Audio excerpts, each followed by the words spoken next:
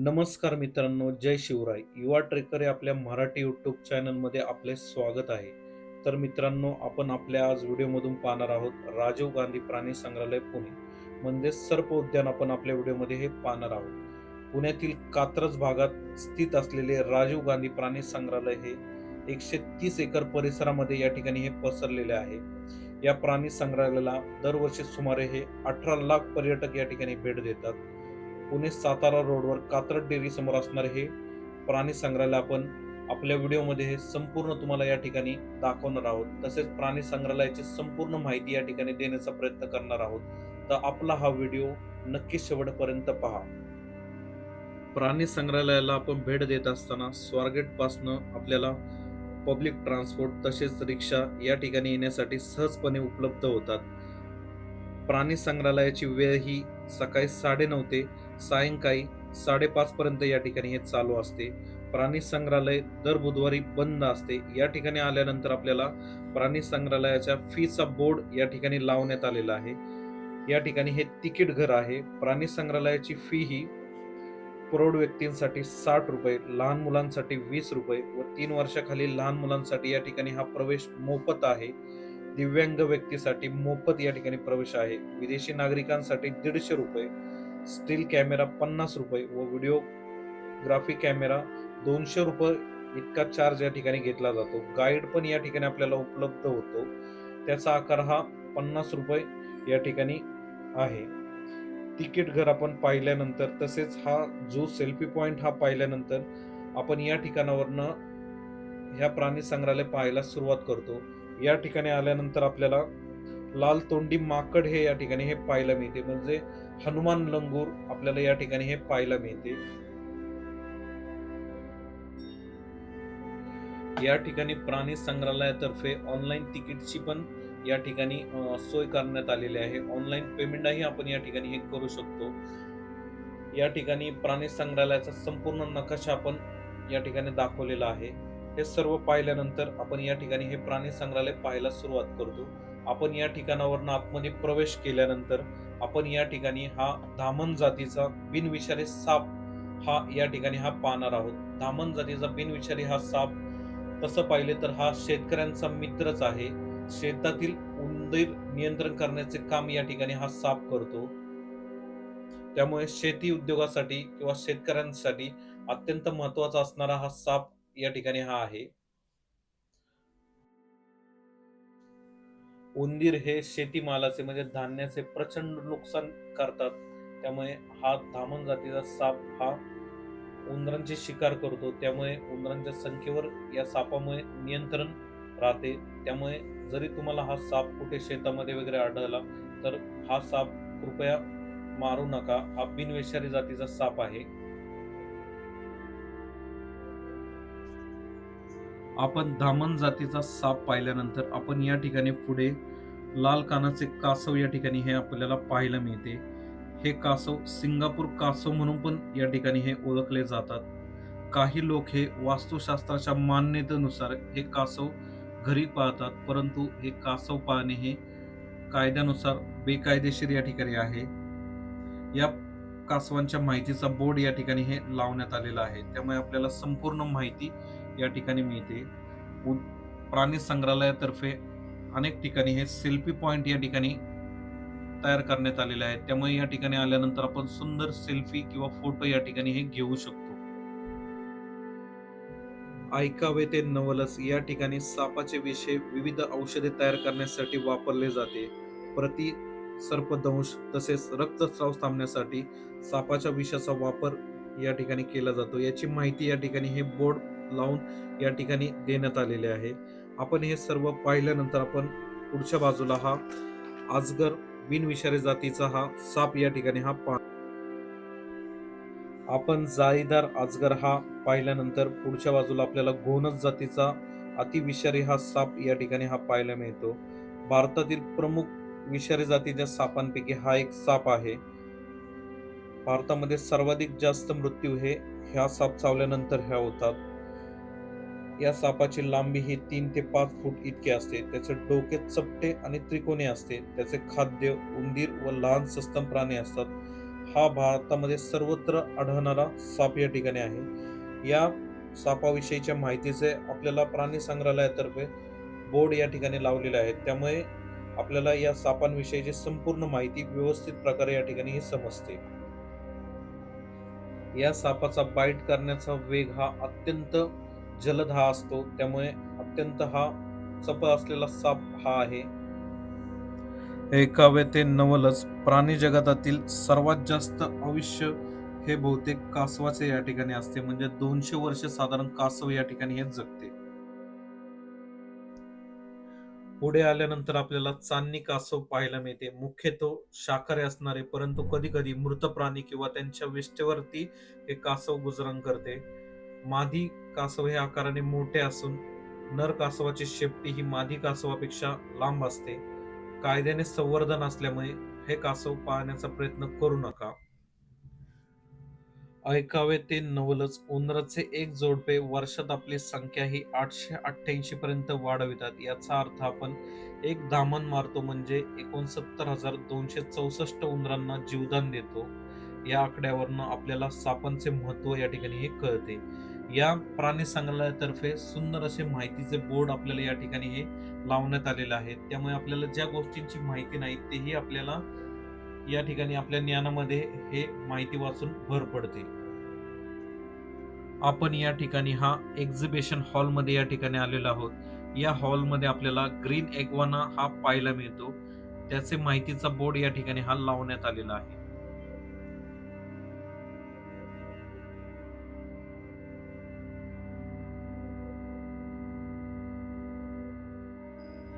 Green एग्वाना हा पाहिल्यानंतर आपल्याला या ठिकाणी ही धूळ नागिन ही पाहायला मिळते. त्याचा माहितीचा बोर्ड या ठिकाणी देण्यात आलेला आहे. त्यामुळे तुम्ही आपला व्हिडिओ पॉज करून ती माहिती वाचू शकता. पुढच्या बाजूला आपल्याला हा तस्कर जातीचा बिनविषारी साप हा पाहायला मिळतो.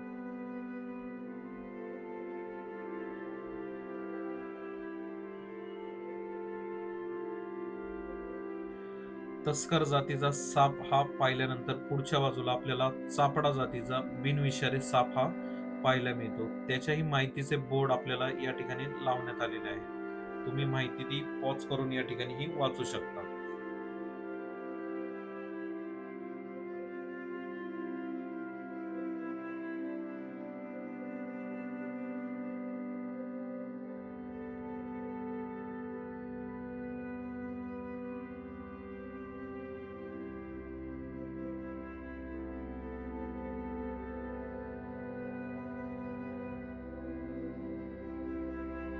या ठिकाणावरून आपण पुढे आल्यानंतर आपल्याला मगर पाहण्यास मिळते. भारतातील बहुतेक सर्व प्रांतात मगर ही आढळते. नदीच्या तलावाच्या पाण्यात तसेच दलदलीमध्ये तिचे वास्तव्य असते. 12 फुटापर्यंत ह्या मगरीची वाढ होते. म्हणजे 4 मीटर पर्यंत ही मगर वाढते. ही मगर मुख्यतः मासे, पक्षी किंवा लहान सस्तन प्राणी खाऊन आपली गुजारण करते. आपल्याला ह्या ठिकाणी ही जाळीच्या आतमध्ये मगर ही पाहायला मिळते. आपण मगर पाहिल्यानंतर या ठिकाणी आपण पान कासव हे पाहणार आहोत. त्याचा माहितीचा बोर्ड या ठिकाणी देण्यात आलेला आहे. त्याचा कवचाचा रंग हा तांबूस असतो. खालचा भाग पिवळा किंवा पांढऱ्या रंगाचा असतो. भारतात हे सर्वत्र आढळतात. चिखलात लपून मासे किंवा गोगलगाय खातात. या ठिकाणी आपल्याला हे ते पाहायला मिळत नाहीयेत किंवा आतल्या बाजूला ते असू शकते. या ठिकाणी आपल्याला सापांविषयी माहिती तसेच साप चावल्यानंतर आपण कोणती काळजी म्हणजे प्रथम उपचार केला पाहिजे याचे माहितीचे बोर्ड या ठिकाणी लावण्यात आलेले आहे. तर हे तुम्ही माहिती वाचू शकता. पुढे आल्यानंतर आपल्याला या ठिकाणी उद्यानामध्ये बसण्याची उत्तम प्रकारची बसण्याची सोय केलेली आहे.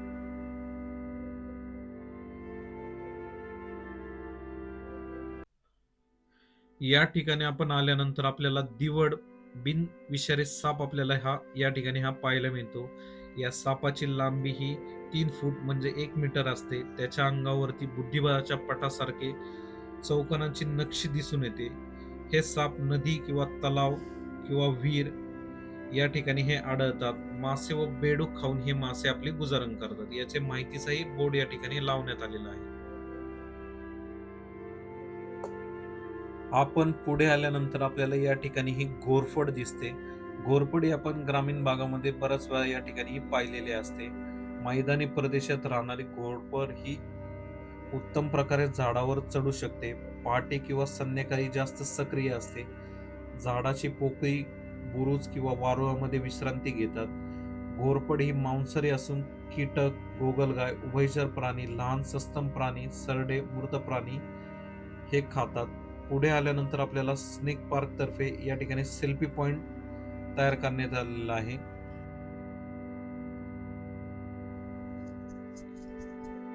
या ठिकाणी आपण आल्यानंतर अजगर बिनविषारी हा आपल्याला साप या ठिकाणी हा पाहायला मिळतो. त्याचेही माहितीचे बोर्ड या ठिकाणी लावण्यात आलेले आहे. अजगराची लांबी साधारण 15 फूट म्हणजे 5 मीटर असू शकते. त्याचे शरीर हे स्थूल असते. हे साप उंदीर, घुशी अशा छोट्या प्राण्यांवर आपले गुजारण करतात. तसेच हरणासारख्या प्राण्यांचेही ते खाऊ शकतात. त्याचे वास्तव्य जंगलापासून मारणापर्यंत असते. त्याच्याही माहितीचा बोर्ड या ठिकाणी लावण्यात आलेला आहे.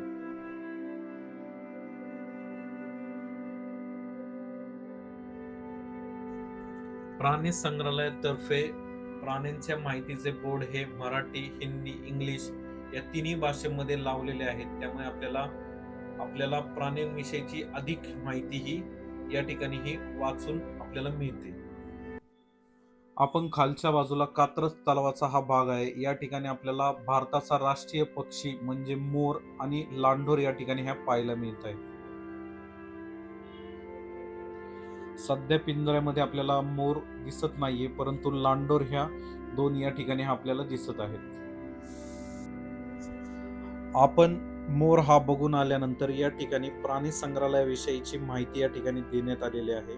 पुणे महानगरपालिकेने 1953 मध्ये पर्वतीच्या पायथ्याशी पेशवे पार्क प्राणी संग्रहालयाची स्थापना केली होती.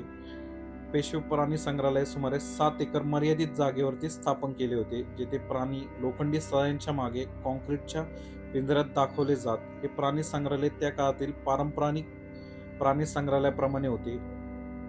नैसर्गिक अधिवासाशी जुळती खंदक व्यवस्था, दुर्मिळ वनजातींचे संवर्धन, वन्यजीवन शिक्षण आणि संशोधन ही उद्दिष्ट केंद्र करून प्राणी संग्रहालयासाठी कात्रज येथील विस्तीर्ण जागेची निवड करण्यात आली व सन 1996 मध्ये राजीव गांधी प्राणी संग्रहालय असे नामकरण झाले व सन 1986 पासून अस्तित्वात असलेले सर्प उद्यान हे प्राणी संग्रहालयात या ठिकाणी विलीन झाले. प्राणी संग्रहालयाचे एकूण क्षेत्रफळ हे 130 एकर असून 30 एकर परिसर हा ऐतिहासिक जलाशयाने या ठिकाणी व्यापलेला आहे. त्याची माहिती आपल्याला या ठिकाणी देण्यात आलेली आहे.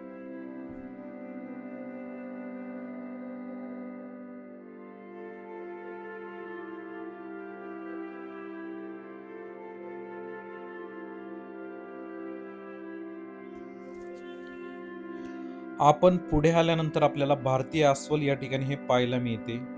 पायाच्या लांब नख्याचा वापर करून वारूळ खोदण्यासाठी ते करतात. त्यांच्या तोंडात पट्टीशीचे दात नसल्यामुळे वाळवी व मुंग्या खाणे सोपे होते. हे एकमेव अस्वल असे आहे ज्याची पिल्ले ही आईच्या पाठीवरती बसून प्रवास करतात. हे अस्वल प्रजाती संपूर्ण भारतामध्ये आढळते. भारतीय अस्वल हे मुंग्या व वाळवी खाद्य म्हणून पसंत करतात. आपल्याला या ठिकाणी ही 2 अस्वल या ठिकाणी पाहायला मिळतात. अस्वलांसाठी मोठ्या प्रमाणावरती या ठिकाणी हा परिसर देण्यात आलेला आहे.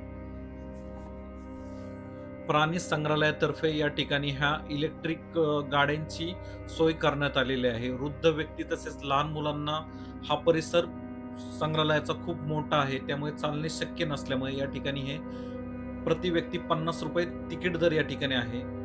प्राणी संग्रहालयाने या ठिकाणी उत्तम प्रकारची ही बसण्याची व्यवस्था, तसेच टॉयलेटची व्यवस्था, तसेच पिण्याच्या पाण्याची व्यवस्था ही छान प्रकारे या ठिकाणी केलेली आहे.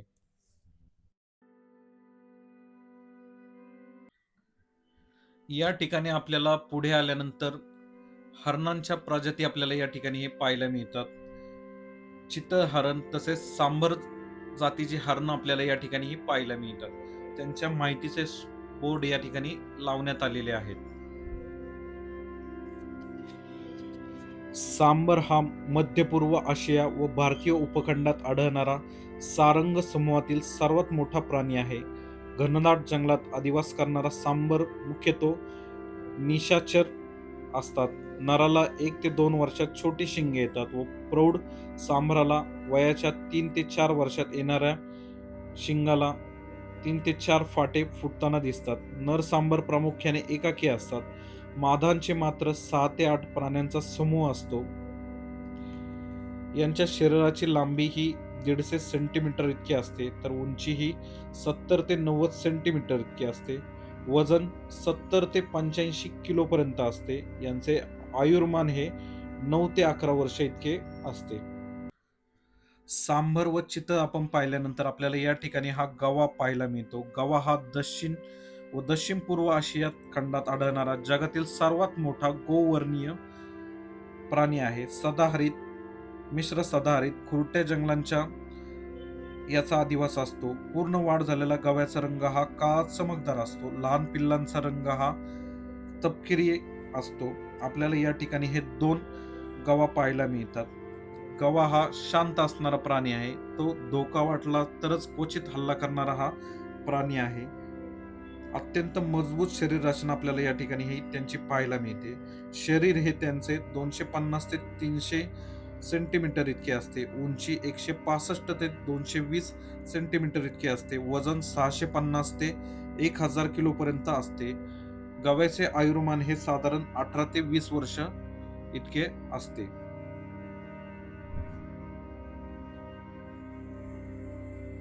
गवा पाहिल्यानंतर आपण कोल्हा, लांडगा, काळवीट, हत्ती, नीलगाय पाहण्यासाठी जाणार आहोत. प्रत्येक ठिकाणी आपल्याला हे माहितीचे बोर्ड लावण्यात आलेले आहेत. आपण गवा हा पाहिल्यानंतर या ठिकाणी आपल्याला हा नीलगायांचा कळप या ठिकाणी पाहायला मिळतो. ही नीलगाय ही कुरण वर्गातील भारतीय उपखंडात आढळणारी आकाराने सर्वात मोठी प्रजाती होय. पूर्ण वाढ झालेली नीलगाय नर हे रंगाने निळसर करडे, तर मादा व पिल्लांचा रंग हा पिवळसर तपकिरी असतो. शुष्क पानझडी प्रदेश, खुरटे विरळ गवताळ प्रदेश तसेच शेतजमीन हा नीलगायांचा आवडता अधिवास आहे. जरी नीलगाय शांत असली तरी धोका जाणवल्यास नीलगाय मोठ्या प्रमाणात विशिष्ट प्रकारचा आवाज काढतात. नीलगाय मोठ्या प्रमाणावर विशिष्ट ठिकाणी मलविसर्जन करत असल्याने त्यांच्या विष्ठेचे थर हे एका ठिकाणी साठले जातात. दुपारची वेळ असल्याने सर्व नीलगायांचा कळप हा एका ठिकाणी शांत बसलेला आपल्याला या ठिकाणी हा पाहायला मिळतोय. ही नीलगाय ही झाडांची पाने खातात. आपण पुढे आल्यानंतर हे चिंकारा जातीचे हरण आपल्याला पाहायला मिळते. चिंकाराच्या कातडीचा रंग हा पिवळसर लाल व पोटाचा भाग हा फिकट पांढरा असतो. आकाराने काहीशी इंग्रजी एस प्रमाणे आकार असणारी चिंकाराची शिंगे ही काही मादा प्राण्यांमध्येही दिसतात, परंतु आखूड असतात. शुष्क पानझडी तसेच खुले जंगल, वाळवंटी भाग असा यांचा अधिवास असतो. चिंकारात धोका ओळखताच मनुष्याच्या शिंकेप्रमाणे विशिष्ट आवाज काढतो. यामुळे त्यांना चिंकारा असे नाव पडलेले आहे. पाण्याशिवाय बराच काळ चिंकारा राहू शकतो.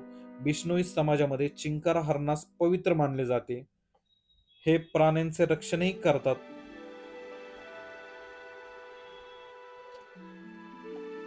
चिंकाराचे हे आयुर्मान हे 12 ते 15 वर्ष इतके असते. वजन हे 20 ते 33 किलो पर्यंत असते. उंची ही 60 ते 80 सेंटीमीटर इतकी असते. शरीराची लांबी ही 90 ते 120 सेंटीमीटर इतकी असते.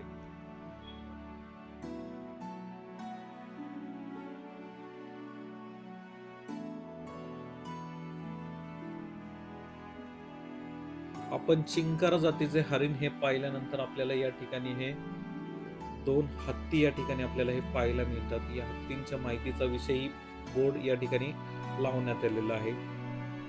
बराचसा मोठासा भाग हा या ठिकाणी हा हत्तींसाठी देण्यात आलेला आहे. आपल्याला हे हत्तींना या ठिकाणी फिरवले जात आहे, ते आपल्याला या ठिकाणी हे दिसत आहे.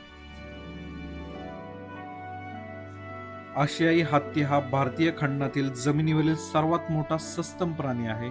मिश्र पानझडी, सदाहरित खुरटे जंगल व गवताळ प्रदेश हा त्यांचा नैसर्गिक अधिवास आहे.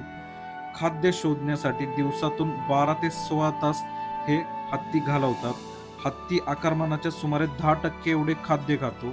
त्याचा मातृसत्ता कळप असतो. मादे व पिल्ले समूहात एकत्र राहतात. नर हा छोट्या समूहात किंवा वेगळे किंवा एकटे राहतात. शरीराची लांबी ही साधारण 550 सेंटीमीटर ते 640 सेंटीमीटर इतकी असते. उंची 240 ते 275 सेंटीमीटर इतकी असते. हत्तीचे वजन हे साधारण 3000 ते 4000 किलो इतके असते. हत्तीचे आयुर्मान हे 60 ते 80 वर्षे इतके असते. केवळ नर हत्तीला हस्तिदंत असतात, मादांना ते नसतात अथवा छोटे असतात. काही हत्तींच्या नरांमध्ये हस्तिदंत नसतात. आपल्याला या ठिकाणी हे दोन हत्ती हे फिरताना दिसत आहेत.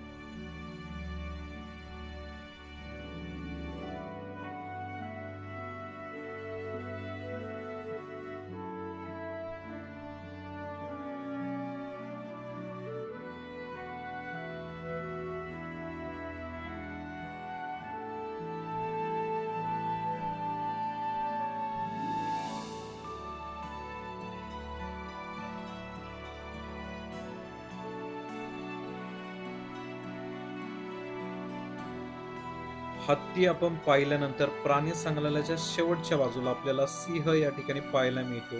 दुपारची वेळ असल्याने सिंह हा झोपलेला या ठिकाणी आहे. सिंह हा समाजशील प्राणी असून 2 ते 5 मादा व पिल्लांसह समूहात राहतात. नर फक्त शिकार केलेले भक्ष्य करण्यासाठी एकत्र येतात. सिंहाचे आयुर्मान हे साधारण 16 ते 18 वर्षे इतके असते. शरीराची लांबी ही 275 सेंटीमीटर इतकी असते. वजन हे 110 ते 190 किलो इतके असते. उंची ही 110 सेंटीमीटर इतकी असते. आशियाई सिंह हा जगभरातील फक्त भारतात गुजरात राज्यातील गीर अभयारण्यात आढळतात. समूहासाठी प्रामुख्याने मादा शिकार करतात. मोठ्या प्राण्यांची शिकार ही एकत्र येऊन समूहाने या ठिकाणी ही करतात.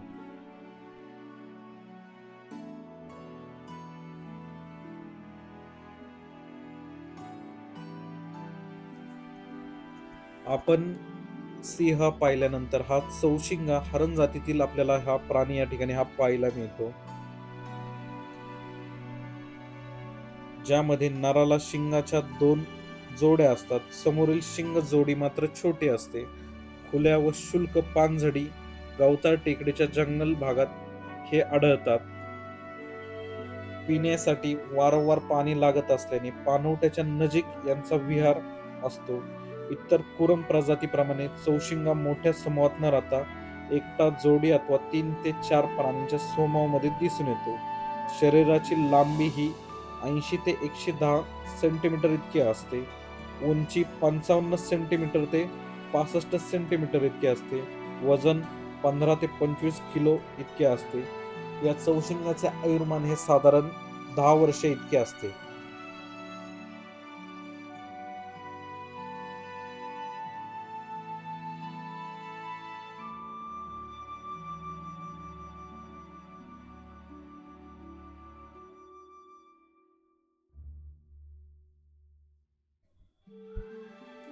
चौसिंग जातीचे आपण हरिण हे पाहिल्यानंतर आपल्याला या ठिकाणी हे काळवीट जातीचे हरण या ठिकाणी हे पाहायला मिळते. फक्त भारतीय उपखंडात आढळणारा हा प्राणी आहे.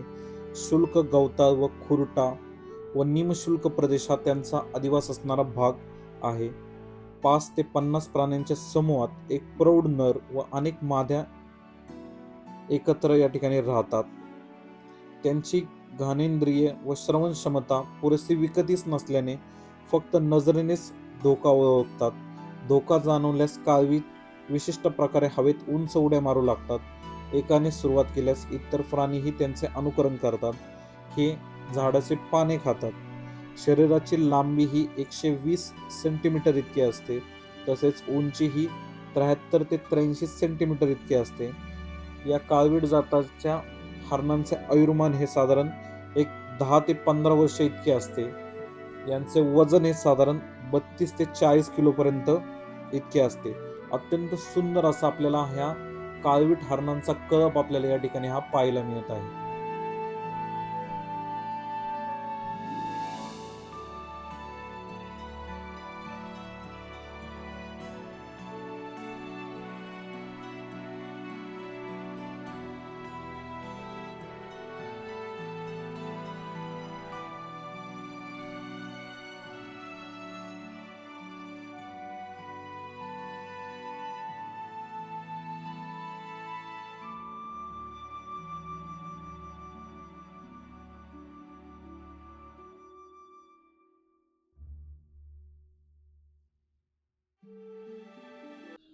आपण या ठिकाणी हे पाहू शकतो, प्राणी संग्रहालयाला भरपूर मोठ्या प्रमाणात या ठिकाणी हे लोक भेट देत असतात. आठवड्याच्या शनिवार रविवारी या ठिकाणी प्रचंड मोठ्या प्रमाणावरती गर्दी असते. आपण हरणांचे सर्व कळप हे पाहिल्यानंतर आपल्याला या ठिकाणी आपण हा पांढरा वाघ या ठिकाणी हा पाहणार आहोत.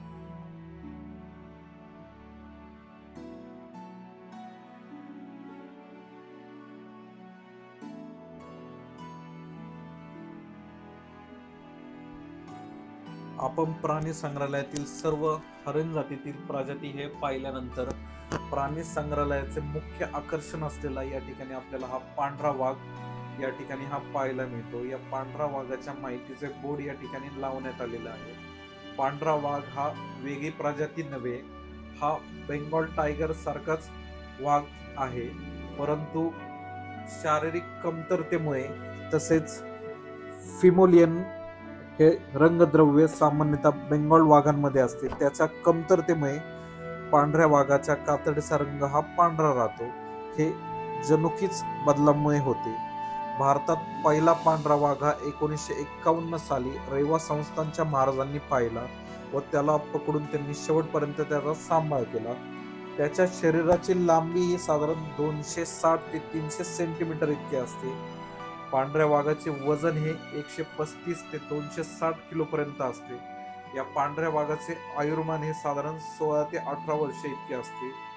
या वाघाची उंची 90 ते 110 सेंटीमीटर इतकी असते. पांढऱ्या वाघाच्या शेजारीच आपल्याला या ठिकाणी हा बेंगॉल टायगर या ठिकाणी हा पाहायला मिळतो. बेंगॉल टायगर हा जगातील अस्तित्वात असलेल्या वाघांच्या 6 उपप्रजातींपैकी एक आहे. हा वाघ एकटा राहणारा आहे, क्षेत्रफळ राखणारा प्राणी असून मूत्राचे फवारे मारून व मल विसर्जन करून आपले स्वतःचे क्षेत्रफळ राखून हे वाघ ठेवतात. प्रत्येक वाघाच्या अंगावरील पट्टे व पंजाचा आकार भिन्न असतो, त्यावरून वाघांची गणना या ठिकाणी करता येते. अत्यंत सुंदर आपल्याला हे बेंगॉल टायगर तसेच हा पांढरा वाघ हे दोन्ही आपल्याला या ठिकाणी हे प्राणी संग्रहालयात आपल्याला पाहायला मिळत आहेत.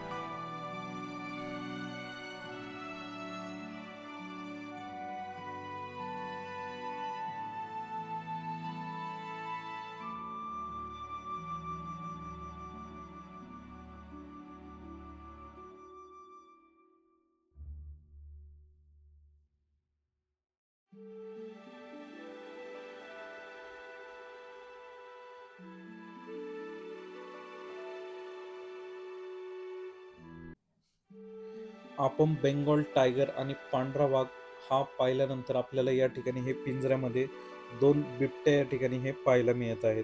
त्यांच्याही माहितीचा बोर्ड या ठिकाणी लावण्यात आलेला आहे.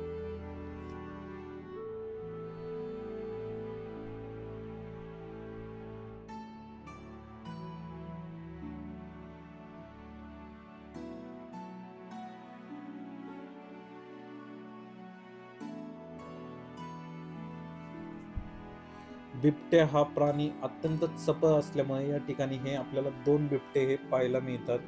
यांचे हा संपूर्ण पिंजरा हा पूर्ण पॅक असलेला पिंजरा हा या ठिकाणी आहे.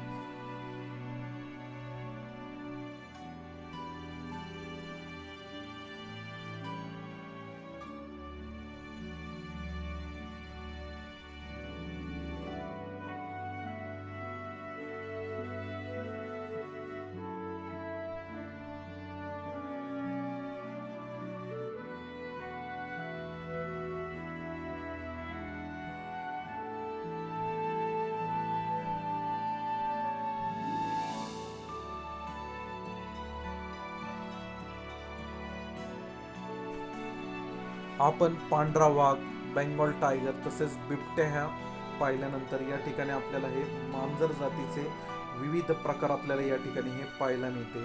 तर मित्रांनो, आपल्याला हा संपूर्ण प्राणी संग्रहालय फिरण्यासाठी 2 ते 3 तास हा वेळ आपल्याला सहज या ठिकाणी हा लागतो. आपण आपल्या व्हिडिओमध्ये संपूर्ण प्राणी संग्रहालय या ठिकाणी हे दाखवण्याचा प्रयत्न तसेच माहिती देण्याचा प्रयत्न केलेला आहे.